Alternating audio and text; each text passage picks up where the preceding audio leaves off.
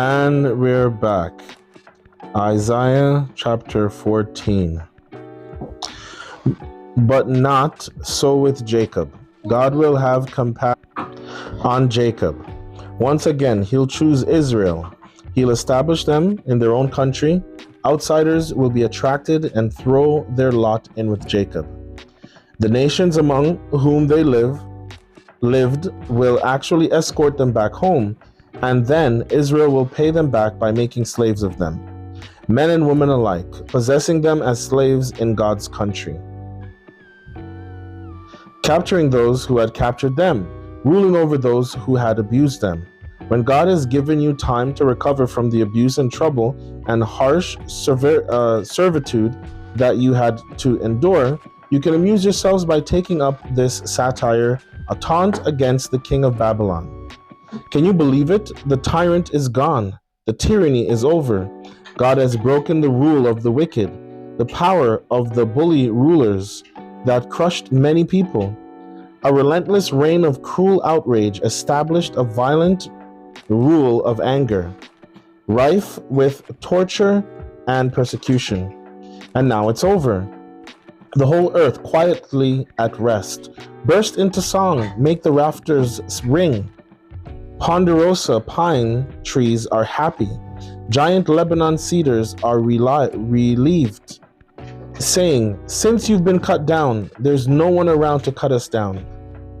And the underworld dead are all excited, preparing to welcome you when you come. Getting ready to greet you are the ghostly dead. All the famous names of earth, all the buried kings of the nations will stand up on their thrones with well-prepared speeches, royal invitations to death. Now you are as nothing as we are. Make yourselves at home with us, dead folks. This is where your pomp and fine music led you, Babylon, to your underworld private chambers. A king-size mattress of maggots for repose and a quilt of crawling worms for warmth. What a come down this, O Babylon, day star, son of dawn, flat on your face in the underworld mud. You, famous for flattening nations. You said to yourself, I'll climb to heaven. I'll set my throne over the stars of God. I'll run the assembly of angels that meets on sacred Mount Zaphon. I'll climb to the top of the clouds. I'll take over as king of the universe. But you didn't make it, did you? Instead of climbing up, you came down. Down with the underground dead. Down to the abyss of the pit. People will stare and muse. Can this be the one who terrorized Earth and its kingdoms? Turned Earth to a moonscape? Wasted its cities? Shut up his prisoners to a living death?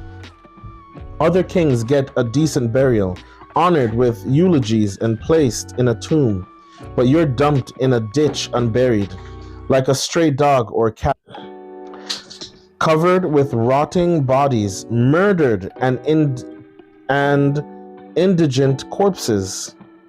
Your dead body desecrated, mutilated, no state funeral for you.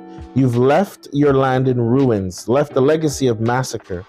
The progeny of your evil life will never be named oblivion. Get a place ready to slaughter the sons of the wicked and wipe out their father's line. Unthinkable that they should own a square foot of land or desecrate the face of the world with their cities. I will confront them, decree of God of the angel armies, and strip Babylon of name and survivors, children and grandchildren, God's decree. I'll make it a worthless swamp and give it as a prize to the hedgehog, and then I'll bulldoze it out of existence. Decree of God of the angel armies. God of the angel armies speaks. Exactly as I planned, it will happen. Following my blueprints, it will take shape. I will shatter the Assyrian who trespasses my land and stomp him into the dirt on my mountains. I will ban his taking and making of slaves and lift the weight of oppression from all shoulders. This is the plan, planned for the whole earth, and this is the hand that will do it. Reaching into every nation, God of the angel armies has planned it. Who could ever cancel such plans? His is the hand that's reached out. Who could brush it aside? In the year King Ahaz died, this message came. Hold it, Philistines. It's too soon to celebrate the defeat of your cruel oppressor. From the death throes of that snake, a worse snake will come. And from that, one even worse. The poor won't have to worry. The needy will escape the terror. But you, Philistines, will be plunged into famine. And those who don't starve, God will kill. Wail and howl, proud city. Fall prostrate in fear, Philistia. On the northern horizon, smoke from burnt cities, the wake of a burial, disciplined destroyer. What does one say to outsiders who ask questions? Tell them, God has established Zion. Those in need and in trouble find refuge in her. Isaiah chapter 15. A message concerning Moab. Village Ar of Moab is in ruins, destroyed in a night raid. Village Ker of Moab is in ruins, destroyed in a night raid. Village Dibon climbs to its chapel in the hills, goes up to lament. Moab weeps and wails over Nebo and Medba. Every head is shaved bald. Every head is shaved bald. Every beard shaved clean. They pour into the streets wearing black, go up on the roofs, take to the town square, everyone in tears, everyone in grief. Towns Heshbon and Eliale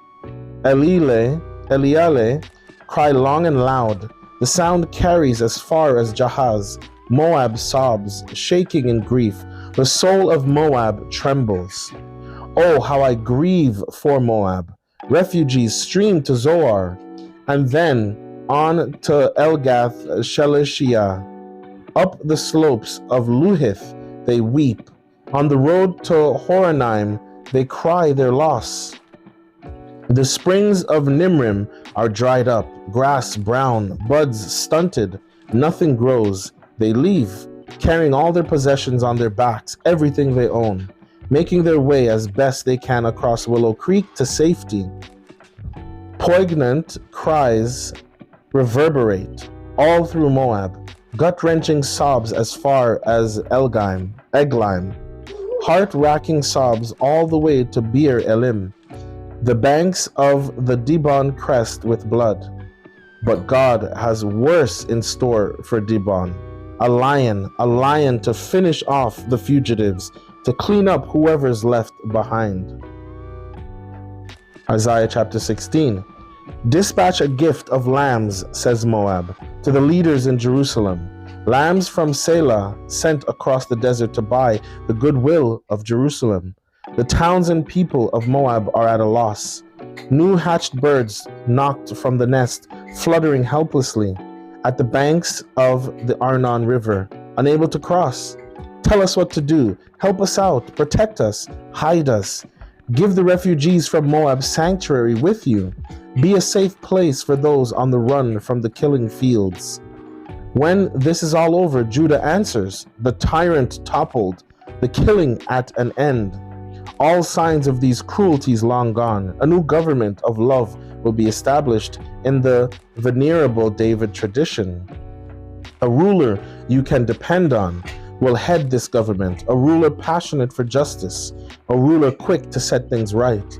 We've heard everyone's heard of Moab's pride, world famous for pride, arrogant, self-important, insufferable, full of hot air. So now let Moab lament for a change, with antiphonal mock laments from the neighbors. What a shame, how terrible. No more fine fruitcakes and Ker Haraseth candies. All those lush Heshbon fields dried up, the rich Sibma vineyards withered.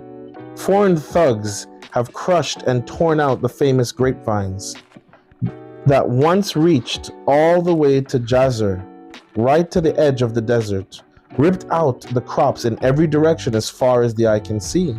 I'll join the weeping. I'll weep right along with Jazer. Weep for the Sibma vineyards, and yes, Heshbon and Eliale.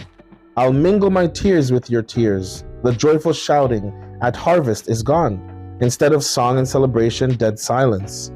No more boisterous laughing in the orchards. No more hearty work songs in the vineyards. Instead of the bustle and sound of good work in the fields, silence, deathly and deadening silence.